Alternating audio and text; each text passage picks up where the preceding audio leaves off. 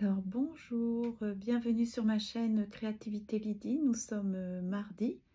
Donc j'ai fait le matin une vidéo sur le désencombrement des objets sentimentaux. Merci déjà beaucoup pour vos commentaires, vos appréciations et vos pouces levés. C'était vraiment encourageant, c'est très encourageant. Et je vous ai promis de lire donc la troisième semaine du livre Mon programme Ikigai de Caroline de Surani. Donc la première semaine, c'était plus, je rappelle, c'était le titre. Ah bah là. Je me reconnecte à moi-même. La semaine passée, c'était sur je ne suis pas ce que j'achète. Donc en lien beaucoup avec notre façon de consommer et le désencombrement, c'était bien. Et là, cette semaine, c'est je lâche mes idées reçues. Alors, je vais lire un petit peu, puis je vais vous partager les jeux. Trouver du sens à sa vie demande de faire de la place, de vider votre esprit du superflu. La semaine dernière, nous avons allégé vos armoires et donné du sens à votre façon d'acheter. Cette semaine, nous allons chercher et effacer ce que vous croyez savoir sur vous-même et sur la vie pour laisser de l'espace à votre être. Alors là, il parlait notamment du bain qui s'appelle Furo, le bain japonais comme rituel purifiant de l'âme. Alors au Japon, le rituel du bain Furo ou Furo est très important. À la maison ou dans les bains publics, Sento, chacun vient se purifier le corps, mais plus encore l'esprit. Traditionnellement, on se baigne avant le dîner pour ne pas apporter à table ses soucis de la journée. On se lave avant d'entrer dans l'eau et on se rince après. Le bain doit durer, on prend son temps. C'est toujours un plaisir contemplatif. La chaleur de l'eau, entre 42 et 55 degrés, engendre une détente immédiate. Le corps lâche prise et l'esprit le suit. Donc, il y avait une jolie image. Bon, je cache un peu la poitrine. Bon, voilà, de la jolie demoiselle. Je ne veux pas être censurée. Alors, voici les jeux. Rien de mieux que la pratique pour se nettoyer efficacement de ses croyances. Voici quelques pistes pour les identifier, en prendre conscience et les remettre à leur place pour vous ouvrir à une vie plus proche de ce que vous êtes. Installez-vous confortablement dans un endroit où vous ne serez pas dérangé. Prenez un stylo qui fonctionne bien et votre cahier. Commencez par fermer les yeux et vous concentrer sur votre respiration. Comptez de 10 à 0 à chaque inspiration. 10, j'inspire, j'expire. 9, j'inspire, j'expire. 8, etc. À 0, ouvrez les yeux et faites une liste de 10 mots à partir de celui-ci. Donc là, on nous dit étoile. Sans réfléchir, listez juste les mots qui vous viennent. Alors ça, c'était simplement comme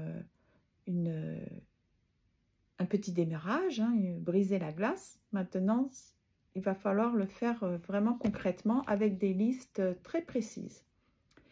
Écrivez maintenant la première thématique de croyance, celle de votre choix dans cette liste. Alors, voici toutes les catégories. Vous pouvez en choisir une, mais si j'étais vous, enfin moi en tout cas c'est ce que je vais faire, je vais écrire toutes les catégories dans des colonnes et puis je vais laisser évidemment de la place pour écrire tous les mots qui me viennent à l'esprit ou les phrases qui me viennent à l'esprit quand je vais citer, lire les catégories. Donc la catégorie, il y a amour, argent, famille, santé, travail, réussite, amis, ce qui me définit, ce qui définit la vie. Écrivez juste le mot, puis listez de la même manière tout ce qui vous vient à l'esprit à ce sujet. Toutes les petites phrases que vous vous dites. Par exemple, le travail. Le travail, c'est la santé. Il faut beaucoup travailler pour réussir. C'est impossible de bien gagner sa vie avec un travail qu'on aime. Le travail, c'est forcément pénible. Si c'est agréable, c'est que c'est un loisir. Le travail, c'est très fatigant, etc. Puis faites la même chose avec l'amour. L'amour dure 3 ans. Les hommes finissent toujours par tromper leurs femmes. On ne peut pas être heureux en amour sur le long terme. Mieux vaut être seul que mal accompagné. Ah, ça c'est une phrase que je dis souvent. Ouais. Avec ce qui vous définit, je suis nul en maths, je suis timide, j'ai la poisse, je suis inutile, je suis paresseux, etc. Et ainsi de suite avec chaque catégorie. Une fois que vous avez terminé, revenez sur chacune des thématiques et ajoutez des choses si cela vous semble pertinent. Si vous en avez très peu, pas de panique. Continuez votre semaine et revenez de temps en temps à votre liste dans des moments où votre cerveau est moins actif, par exemple le matin au réveil ou le soir juste avant de vous coucher. Vous savez maintenant quelles sont les croyances que vous êtes prêt à lâcher. Ah oui? Car oui, il y en a bien d'autres, mais ce sont celles qui ont accepté de devenir conscientes. Oh, wow, c'est intéressant. Une fois que vous leur aurez tordu le cou avec les défis et jeux suivants, vous pourrez revenir à cet exercice pour en trouver d'autres. Tordre le cou. Tordre le cou aux idées reçues, aux croyances infondées, qui nous ont été transmises peut-être, soit par l'éducation, par l'école ou par les événements de la vie. Choisissez, alors le défi suivant, c'est les affirmations positives. Choisissez dans les croyances que vous venez de trouver les 3 qui vous pèsent le plus, celles qui vous empêchent d'avancer en ce moment. Pour chacune, il s'agit de trouver l'affirmation possible qui la neutralise. Attention, il ne s'agit pas de trouver son contraire, mais de mettre en place une phrase plus juste, plus proche de votre vérité, qui remet cette croyance à sa place. 2 points aux oubliettes. Pour cela, vous allez vous poser 3 questions. Quand est-ce que cette affirmation est fausse? Comment pourrais-je la reformuler pour qu'elle soit plus proche de la vérité? Comment pourrais-je la tourner pour en faire une autre, une formule positive? Par exemple, prenons la croyance « je suis timide ». Alors passons aux questions. Quand est-ce que cette affirmation est fausse? Réponse: au travail, j'arrive à dépasser cette timidité et à faire des présentations devant plusieurs personnes. Deuxième question, comment pourrais-je la reformuler pour qu'elle soit plus proche de la vérité? Réponse: il m'arrive d'avoir peur de parler aux gens que je ne connais pas. Troisième question, comment pourrais-je la tourner pour en faire une formule positive? Réponse: je suis plus à l'aise avec les gens que je connais. Autre exemple, prenons la croyance « l'amour dure 3 ans ». Question, quand est-ce que cette affirmation est fausse? Réponse, mon amie Régine est avec son homme depuis 12 ans. Ils sont très amoureux. Question, comment pourrais-je la reformuler pour qu'elle soit plus proche de la vérité? Réponse, il arrive que l'amour s'arrête après 3 ans de relation. Voilà, il arrive, c'est pas un fait. Ce n'est pas une vérité absolue. Troisième question, comment pourrais-je la tourner pour en faire une formule positive? Réponse, beaucoup de couples ensemble depuis de nombreuses années sont toujours très amoureux. Alors une fois que vous avez défini vos affirmations positives, vérifiez si elles vous parlent. Elles doivent vous sembler vraies, logiques, justes. Sinon, n'hésitez pas à les reformuler jusqu'à ce que vous la trouviez bonne ou trouviez la bonne tournure. Cet exercice vous permet de relativiser vos croyances, de les ébranler et de trouver une nouvelle formule qui vous correspond plus, qui est plus proche de votre expérience et de votre vision de la vie. Un pas de plus vers vous-même, un pas de plus vers votre Ikigai. Je vais boire un petit peu. Donc là, on est au deuxième jeu. En attendant, pensez à m'écrire quel jeu vous avez déjà fait, réalisé. Et puis, si ça vous plaît, petit rappel habituel, n'oubliez pas les pouces, n'oubliez pas de vous abonner si ce n'est pas fait, de partager et de m'écrire des commentaires. Ça me fait toujours très plaisir. Jeu suivant. Ça s'appelle nettoyage de la bibliothèque des idées. Alors, faites-vous lire cette visualisation par une amie ou un ami, ou bien vous pouvez l'enregistrer avec votre téléphone pour l'écouter tranquillement ensuite. Installez-vous confortablement dans un endroit très calme, à l'abri de toute distraction, et demandez que l'on ne vous dérange pas pendant une trentaine de minutes. Allongez-vous et mettez-vous à l'aise. Retirez les vêtements ou accessoires qui vous entravent. Vous pouvez lancer l'enregistrement ou demander à la personne que vous avez choisi de commencer la lecture. Lâchez les tensions. Mettez de côté les soucis du quotidien. Vous êtes là pour vous occuper de vous, vous faire du bien. Prenez 3 grandes respirations, un bon bol d'air. Puis choisissez une couleur. À chaque inspiration, cette couleur vous envahit doucement. D'abord la surface de la peau, depuis les pieds en remontant doucement jusqu'aux cuisses, puis les hanches, la taille, l'intérieur de votre corps aussi se colore. Chaque organe, les intestins, l'estomac, les poumons, le cœur. À chaque inspiration, vous faites entrer tous les bénéfices de cette couleur. À chaque expiration, vous rejetez loin de vous tout ce qui ne vous est pas utile. Devant vous, un escalier. Vous décidez de l'emprunter et de descendre. Vous descendez, descendez, descendez. La descente vous semble infinie et, tandis que vous descendez, vous relâchez toutes les tensions, tous les doutes, toutes les idées reçues. Vous descendez en confiance de plus en plus loin, tout en bas de l'escalier. Quand vous aurez fini de le descendre, vous trouverez un chemin. Descendez à votre rythme, lâchez prise. Ne cherchez pas à trouver ce chemin tout de suite. Allez-y comme ça vient.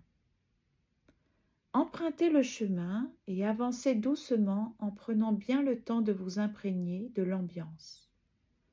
Qu'entendez-vous? Que voyez-vous?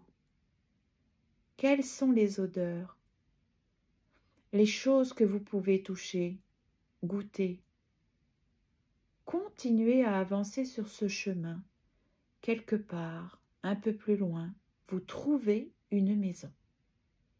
Avancez doucement en profitant bien de tout ce qui s'offre à vous dans ce voyage. Vous voilà devant la maison. Poussez la porte. Entrez. Prenez la porte qui vous semble la plus accueillante. Vous voilà dans le salon, un peu cosy, qui correspond exactement à ce que vous aimez, une ambiance qui vous plaît, une décoration agréable. Un feu brûle en faisant de délicats bruits de craquement de bois. Vous levez les yeux et vous voyez au mur une très grande et belle bibliothèque, pleine de livres anciens. Prenez le temps de l'observer et remarquez qu'il y a, comme dans toutes les bibliothèques, des thématiques indiquées sur les étagères. Une des étagères porte votre nom. Prenez tous les livres qu'elle contient et détruisez-les avec la méthode de votre choix. Vous pouvez les déchirer, les jeter dans la cheminée, les faire avaler au lion installé sur un coussin au coin du feu. Prenez l'image qui vous parle le plus. Puis faites la même chose avec chacune des thématiques. L'argent, la santé, la vie, l'amour, les gens, l'amitié, la réussite. Faites de même avec les livres sur les étagères sans nom. Ne gardez rien. Une fois votre mission terminée, reposez-vous dans le jardin. Buvez un grand verre d'eau ou une tasse de tisane. observez la nature et doucement à votre rythme, revenez ici et maintenant. Cette visualisation a l'avantage d'accélérer le processus de distanciation vis-à-vis des croyances, même celles dont vous n'avez pas conscience. C'est un accélérateur que vous pourrez réemprunter dans quelques semaines, puis à chaque saison pour faire le vide régulièrement. Waouh, c'est intense, hein?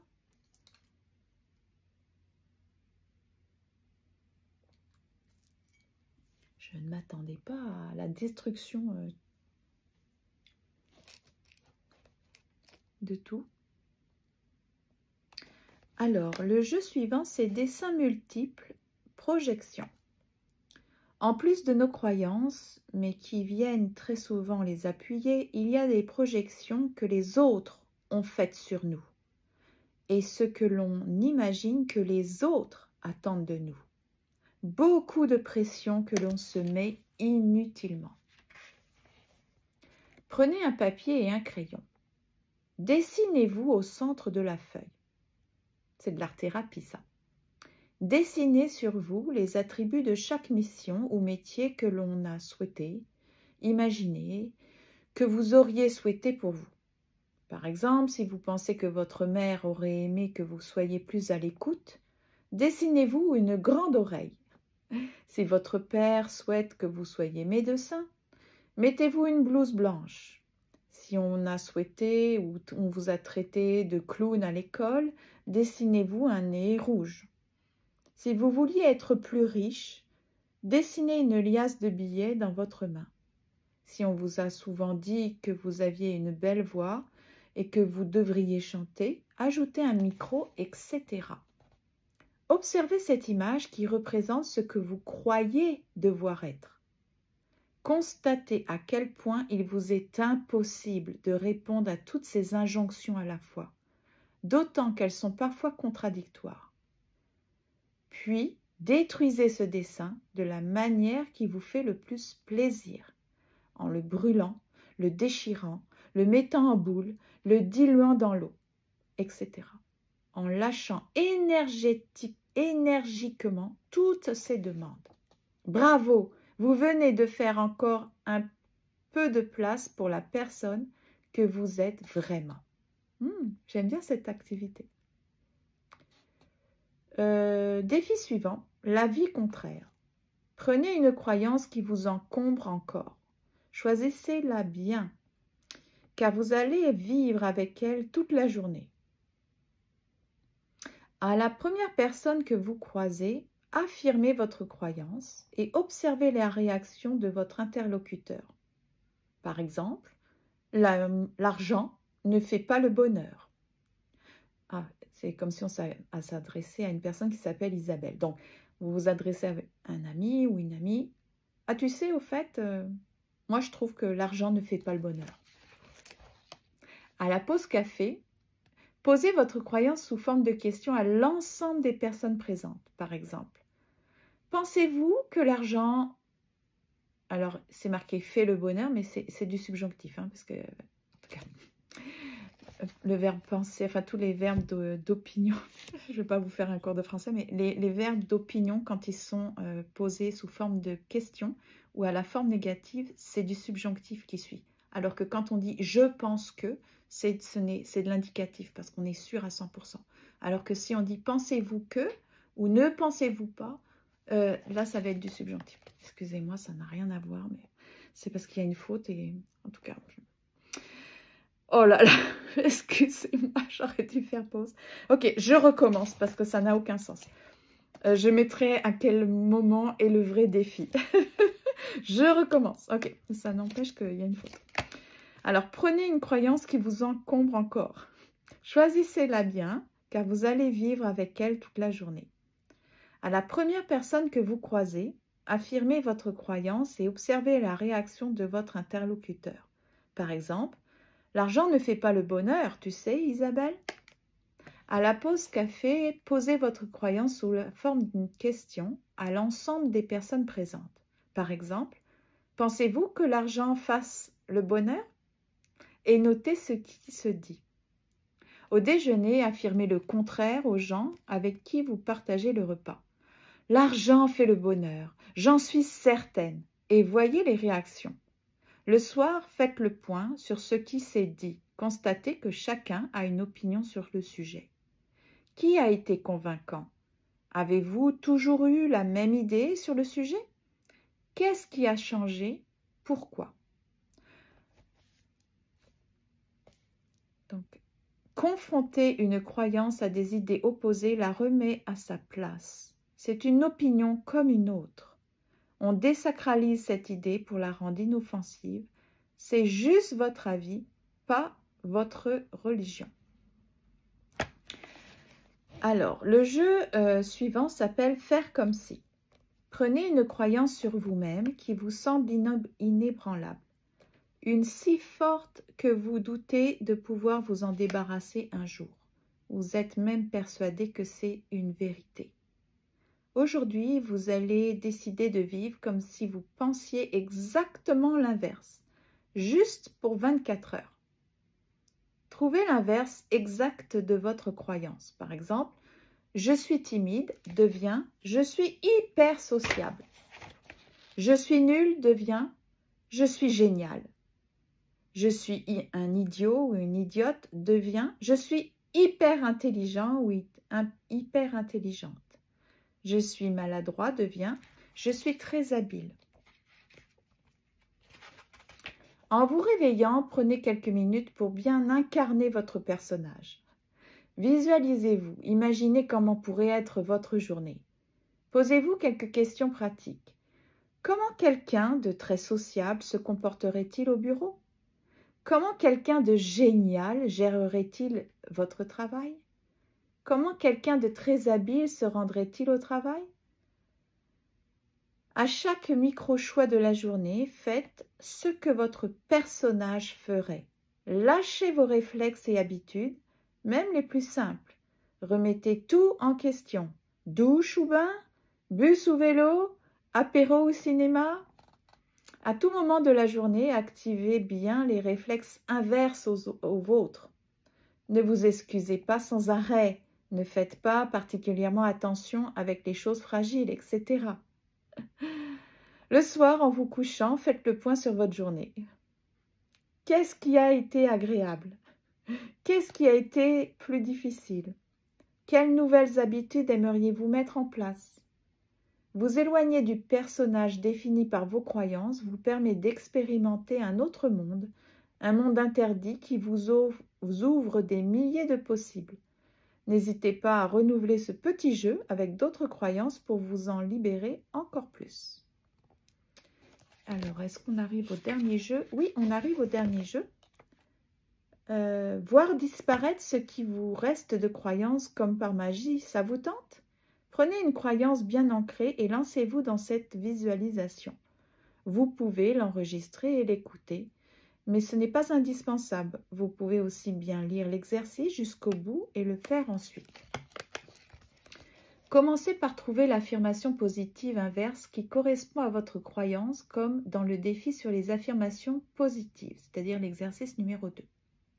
Reprenez vos 3 questions. Quand est-ce que cette affirmation est fausse? Comment pourrais-je la reformuler pour qu'elle soit plus proche de la vérité? Comment pourrais-je la tourner pour en faire une formule positive? Par exemple, je suis nul devient je ne réussis pas toujours tout. Puis, il m'arrive de réussir et j'en suis fière. Belle amélioration. Fermez les yeux et imaginez un grand écran en noir et blanc.